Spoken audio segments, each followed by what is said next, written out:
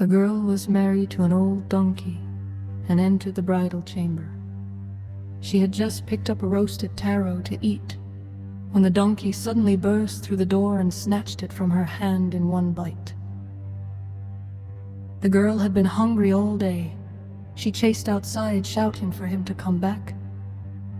But the donkey had already vanished without a trace, leaving only a line of red footprints in the snow. She stared at the prints, thought for a moment, then returned inside. She took another piece of taro, roasted it over the fire basin, and once it was ready, she carried it outside and followed the trail. The girl had lost her parents early and had been on her own since childhood. She could barely manage to cook or gather firewood. Those few pieces of dry food were meant to last her for many days. She followed the footprints into a mountain hollow. The wind grew sharper and colder, and her heart filled with fear and urgency. After turning past a slope near a small temple fence, she saw the donkey curled up in a pile of straw behind the temple gate. Seeing her, he let out a low growl. The girl crouched down, broke the taro into small pieces, and offered it to him. The donkey devoured the food hungrily.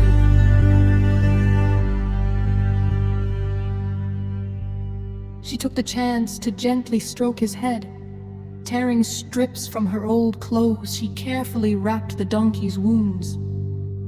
From that day on, the donkey often wandered near her home. Whenever the girl cooked, she would set aside extra rice soup or steamed buns for him. Gradually, the girl and the donkey became each other's only support.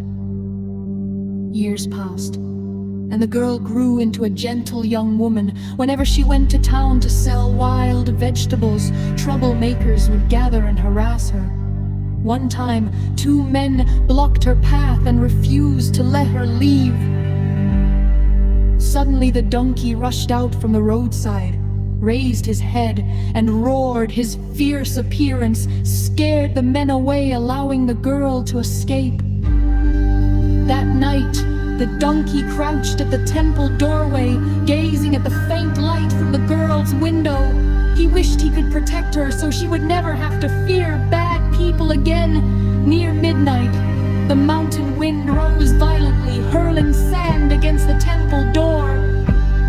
As the donkey stood up, a mass of black shadow wrapped around him. His whole body burned, and when he opened his eyes, he found he could speak clearly.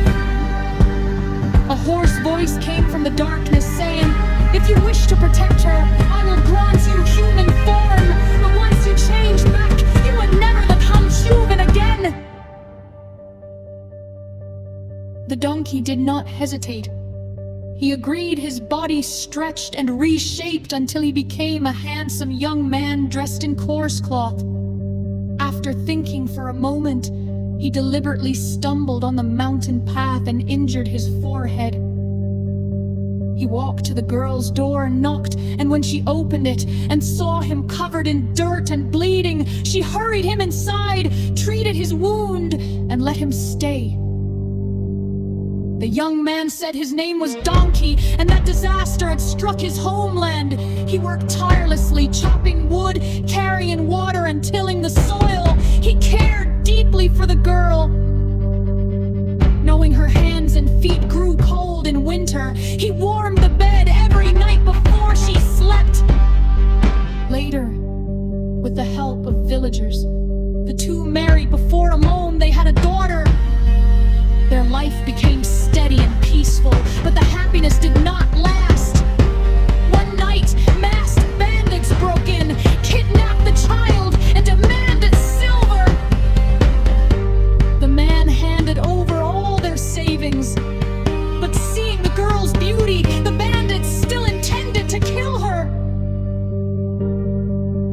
In that desperate moment, the man cried out in anguish and instantly transformed back into a donkey. He lunged forward and struck the knife-wielding bandit's wrist. Terrified, the bandits broke the child and fled. girl clutched her crying daughter and stared in shock at the donkey before her. With his head lowered, the donkey slowly leapt out the window. Only when the child cried out for her father did the girl understand. Holding the child, she chased after him. At dawn, she found him in the temple again, trembling in the corner of the straw pile. Seeing her, he gently rubbed against her hand. The girl wheeled and stroked his head, her voice shaking with tears. It's enough that you came back. From then on, the girl lived with her daughter and the donkey together.